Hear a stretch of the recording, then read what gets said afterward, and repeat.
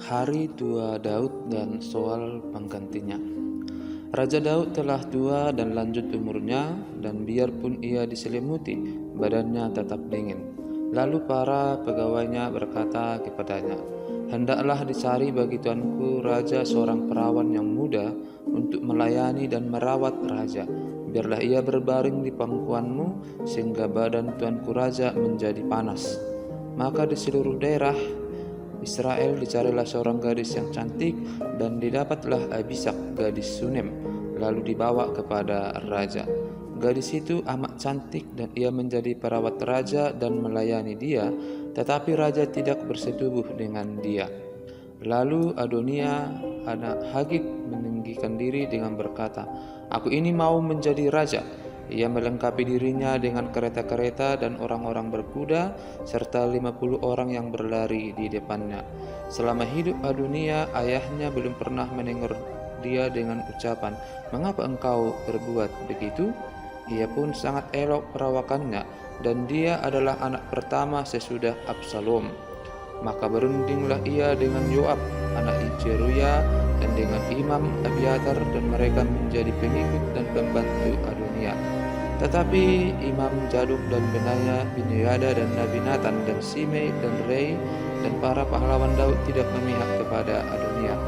Sesudah itu Adonia mempersembahkan domba, lembu dan ternak gemukan sebagai korban dekat batu Zohelet yang ada di samping Enrogel, lalu mengundang semua saudaranya, anak-anak raja, dan semua orang Yehuda, pegawai-pegawai raja. Tetapi Nabi Nathan dan Benaya dan para pahlawan dan Salomo adiknya tidak diundangnya. Lalu berkatalah Nathan kepada Betseba, ibu Salomo, "Tidakkah engkau mendengar bahwa Adonia anak Hagit telah menjadi raja, sedangkan tuan kita Daud tidak mengetahuinya? Karena itu, baiklah kuberi nasihat kepadamu, supaya engkau dapat menyelamatkan nyawamu dan nyawa anakmu Salomo. Pergilah masuk menghadap Raja Daud dan katakan kepadanya, 'Bukankah tuanku sendiri, ya rajaku, telah bersumpah kepada hambamu ini, anakmu Salomo akan menjadi raja sesudah aku, dan dialah yang akan duduk di atas tahtaku? Mengapakah sekarang Adonia menjadi raja? Dan selagi engkau berbicara di sana dengan raja, aku pun akan masuk pula dan menyokong perkataanmu itu.' Jadi masuklah Betseba menghadap raja ke dalam kamarnya. Waktu itu raja sudah sangat tua, dan Abisak gadis Sunem itu melayani raja.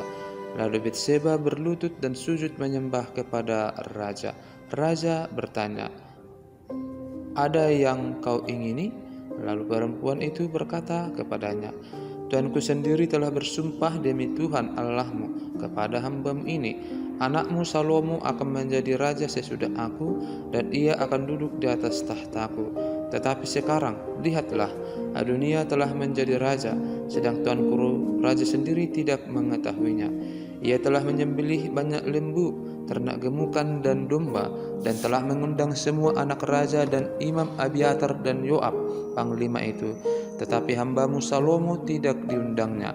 Dan kepadamulah, ya tuanku raja, tertuju mata seluruh orang Israel, supaya engkau memberitahukan kepada mereka siapa yang akan duduk di atas tahta tuanku raja sesudah tuanku. Nanti aku ini dan anakku Salomo dituduh bersalah segera sesudah tuanku raja mendapat perhentian bersama-sama dengan nenek moyangnya." Selagi Betseba berbicara dengan raja, datanglah Nabi Nathan. Diberitahukan kepada raja, "Itu ada Nabi Nathan." Masuklah ia menghadap raja, lalu sujud menyembah kepada raja dengan mukanya sampai ke tanah. Nathan berkata, "Ya tuanku raja, tuanku sendirilah rupa-rupanya yang telah berkata, Adonia akan menjadi raja sesudah aku, dan ia akan duduk di atas tahtaku. Sebab pada hari ini ia telah menyembelih banyak lembu, ternak gemukan dan domba. Ia mengundang semua anak raja, para panglima dan Imam Abiatar, dan sesungguhnya mereka sedang makan minum di depannya sambil berseru, 'Hidup Raja Adonia!' Tetapi hambamu ini dan Imam Zadok dan Benaya bin Yoyada dan hambamu Salomo tidak diundangnya. Jika hal ini terjadi dari pihak Tuhanku Raja, maka engkau tidak memberitahu hamba-hambamu ini siapa yang akan duduk di atas tahta Tuanku Raja sesudah Tuanku. Salomo diurapi menjadi raja. Lalu Raja Daud menjawab katanya, Panggillah Batseba. Perempuan itu masuk menghadap raja dan berdiri di depannya. Lalu raja bersumpah dan berkata, Demi Tuhan yang hidup, yang telah membebaskan nyawaku dari segala kesesakan, pada hari ini aku akan melaksanakan apa yang kujanjikan kepadamu demi Tuhan Allah Israel dengan sumpah ini. Anakmu Salomo akan menjadi raja sesudah aku, dan dialah yang akan duduk di atas tahtaku menggantikan aku. Lalu Batseba berlutut dengan mukanya sampai ke tanah. Ia sujud menyembah kepada raja dan berkata, Hidup Tuanku Raja Daud untuk selama-lamanya. Lagi kata Raja Daud, Panggillah Imam Zadok, Nabi Nathan, dan Benaya bin Yoyada. Mereka masuk menghadap raja, dan raja berkata kepada mereka, Bawalah para pegawai tuanmu ini, naikkan anakku Salomo ke atas bagal betina kendaraanku sendiri, dan bawa dia ke Gihon. Imam Zadok dan Nabi Nathan harus mengurapi dia di sana menjadi raja atas Israel. Kemudian kamu meniup sangkakala dan berseru, Hidup Raja Salomo. Sesudah itu kamu berjalan pulang dengan mengiring dia, lalu ia akan masuk dan duduk di atas tahtaku, sebab dialah yang harus naik tahta menggantikan aku, dan dialah yang kutunjuk menjadi raja atas Israel dan Yehuda. Lalu Benaya bin Yoyada menjawab raja, Amin, demikianlah kiranya firman Tuhan, Allah Tuanku Raja. Seperti Tuhan menyertai Tuanku Raja, demikianlah kiranya ia menyertai Salomo. Semoga ia membuat tahta Salomo lebih agung dari tahta Tuanku Raja Daud. Lalu pergilah Imam Zadok, Nabi Nathan, dan Benaya bin Yoyada dengan orang Kreti dan orang Peleti. Mereka menaikkan Salomo ke atas bagal betina Raja Daud dan membawanya ke Gihon. Imam Zadok telah membawa tabung tanduk berisi minyak dari dalam kemah, lalu diurapinya Salomo. Kemudian sangkakala ditiup dan seluruh rakyat berseru, Hidup Raja Salomo. Sesudah itu seluruh rakyat berjalan di belakangnya sambil membunyikan suling dan sambil bersuka ria ramai-ramai, sampai seakan-akan bumi terbelah oleh suara mereka. Hal itu kedengaran kepada Adonia dan kepada semua undangan yang bersama-sama dengan dia ketika mereka baru habis makan. Ketika Yoab mendengar bunyi sangkakala itu, ia berkata, Apakah sebabnya kota begitu ribut?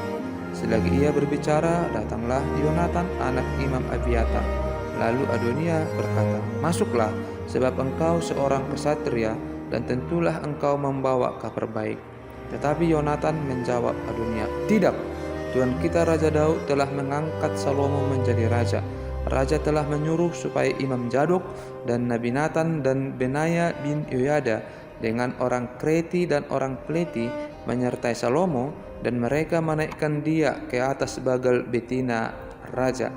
Imam Zadok dan Nabi Nathan mengurapi dia di Gihon menjadi raja, dan dari sana mereka sudah pulang dengan bersukaria, sehingga kota menjadi ribut. Itulah bunyi yang kamu dengar tadi. Salomo sekarang duduk di atas tahta kerajaan. Juga pegawai-pegawai raja telah datang mengucap selamat kepada Tuan kita Raja Daud dengan berkata, Kiranya Allahmu membuat nama Salomo lebih masyhur daripada namamu, dan tahtanya lebih agung daripada tahtamu. Dan raja pun telah sujud menyembah di atas tempat tidurnya, dan beginilah katanya, Terpujilah Tuhan Allah Israel, yang pada hari ini telah memberi seorang duduk di atas tahtaku, yang aku sendiri masih boleh saksikan. Maka semua undangan Adonia itu terkejut, lalu bangkit dan masing-masing pergi menurut jalannya. Takutlah Adonia kepada Salomo, sebab itu ia segera pergi memegang tanduk-tanduk mezbah. Lalu diberitahukanlah kepada Salomo, ternyata Adonia takut kepada Raja Salomo, dan ia telah memegang tanduk-tanduk mezbah serta berkata, Biarlah Raja Salomo lebih dahulu bersumpah mengenai aku, bahwa ia takkan membunuh hambanya ini dengan pedang.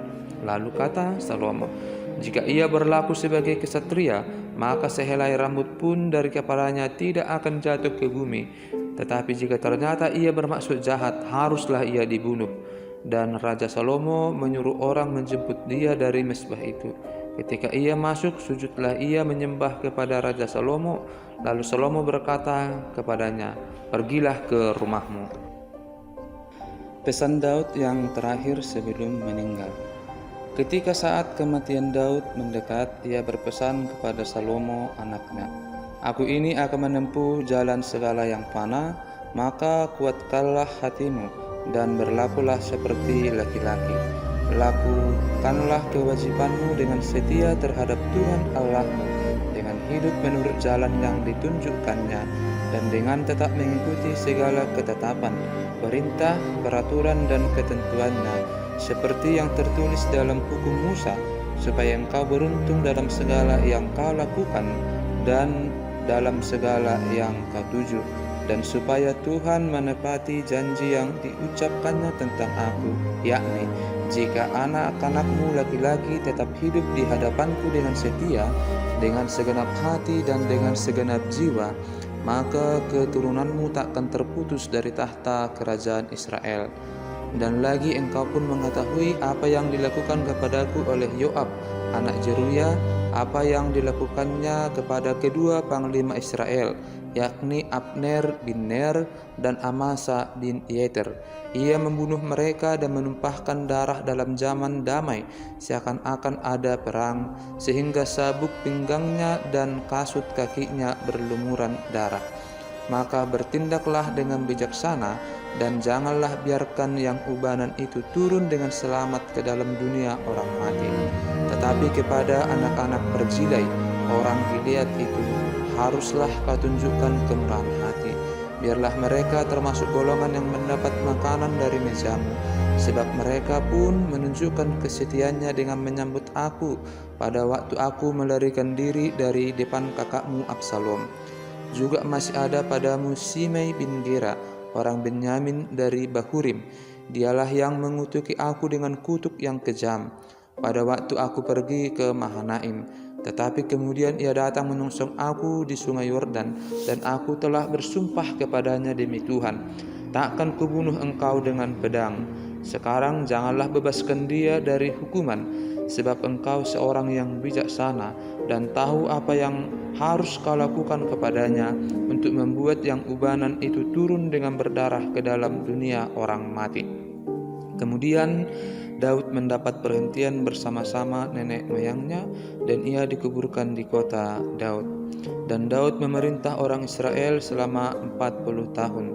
Di Hebron ia memerintah 7 tahun, dan di Yerusalem ia memerintah 33 tahun. Salomo duduk di atas tahta Daud ayahnya, dan kerajaannya sangat kokoh.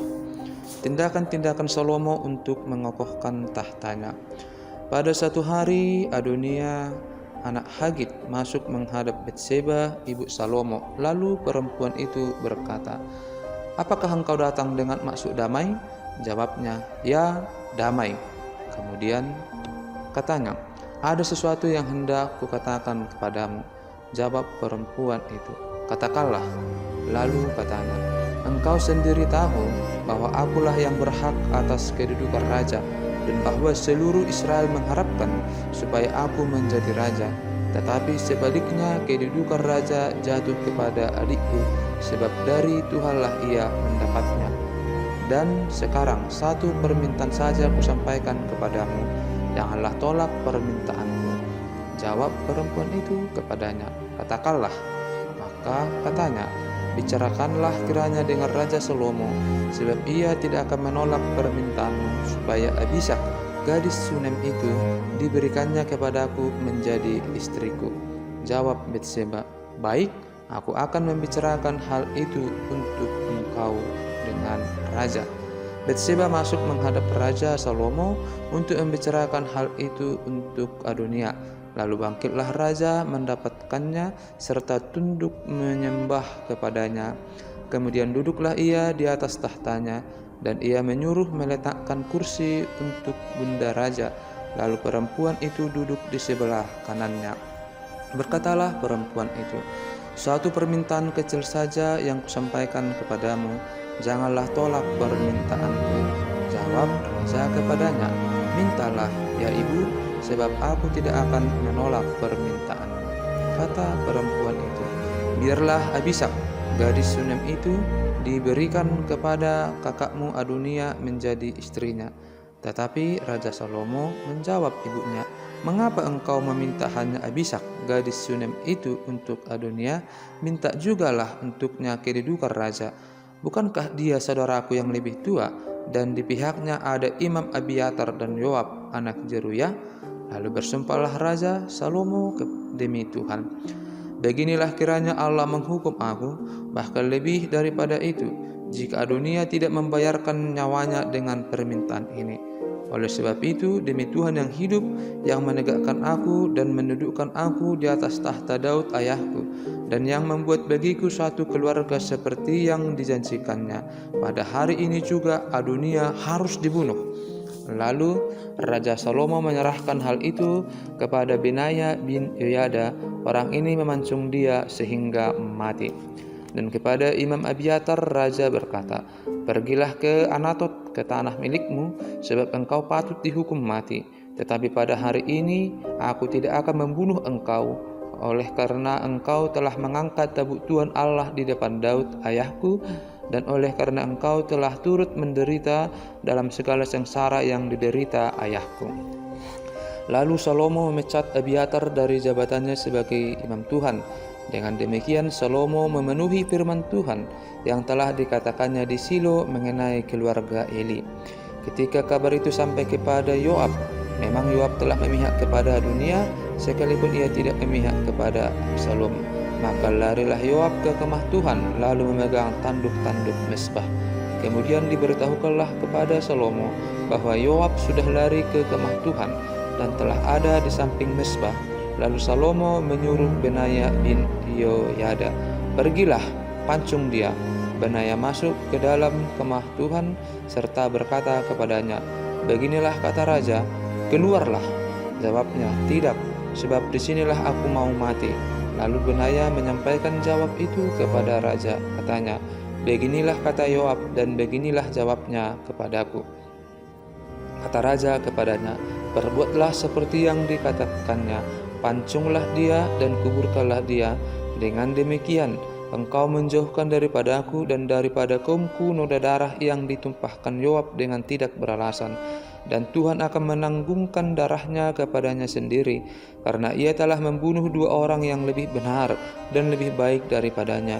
Ia membunuh mereka dengan pedang, dengan tidak diketahui ayahku Daud, yaitu Abner bin Ner, panglima Israel, dan Amasa bin Yeter, panglima Yehuda. Demikianlah darah mereka akan ditanggungkan kepada Yoab dan keturunannya untuk selama-lamanya. Tetapi Daud dan keturunannya dan keluarganya dan tahtanya akan mendapat selamat daripada Tuhan sampai selama-lamanya. Maka berangkatlah Benaya bin Yoyada, lalu memancung dan membunuh Yoab.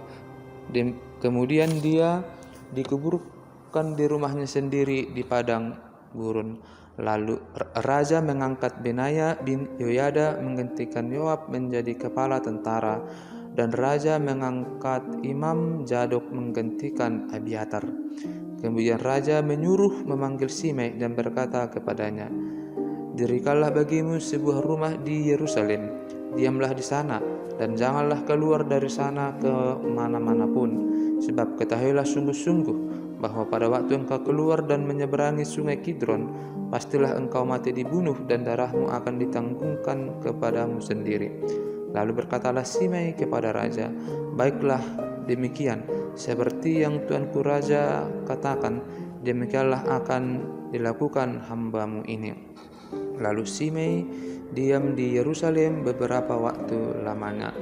Dan sesudah lewat 3 tahun, terjadilah bahwa 2 orang hamba Simei lari kepada Akis bin Maaka, Raja Gad, lalu diberitahukan kepada Simei, ketahuilah, kedua orang hambamu ada di Gad. Maka berkemaslah Simei, dipelanainya keledainya, dan pergilah ia ke Gad kepada Akis untuk mencari hambanya itu. Lalu Simei pulang dan membawa mereka dari Gad. Ketika diberitahukan kepada Salomo bahwa tadinya Simei pergi dari Yerusalem ke Gad dan sekarang sudah pulang, maka raja menyuruh memanggil Simei dan berkata kepadanya, "Bukankah aku telah menyuruh engkau bersumpah demi Tuhan dan telah memperingatkan engkau begini? Ketahuilah sungguh-sungguh bahwa pada waktu engkau keluar dan pergi kemana-mana pun, pastilah engkau mati dibunuh." Dan engkau telah menjawab, "Baiklah demikian, aku akan mentaatinya." Mengapa engkau tidak menepati sumpah demi Tuhan itu dan juga perintah yang kuperintahkan kepadamu? Kemudian kata raja kepada Simei, "Engkau sendiri tahu dalam hatimu segala kejahatan yang kau perbuat kepada Daud ayahku. Maka Tuhan telah menanggungkan kejahatanmu itu kepadamu sendiri. Tetapi diberkatilah kiranya Raja Salomo dan kokohlah tahta Daud di hadapan Tuhan sampai selama-lamanya." Raja memberi perintah kepada Benaya bin Yoyada, lalu keluarlah Benaya, dipancungnya Simei sehingga mati. Demikianlah kerajaan itu kokoh di tangan Salomo.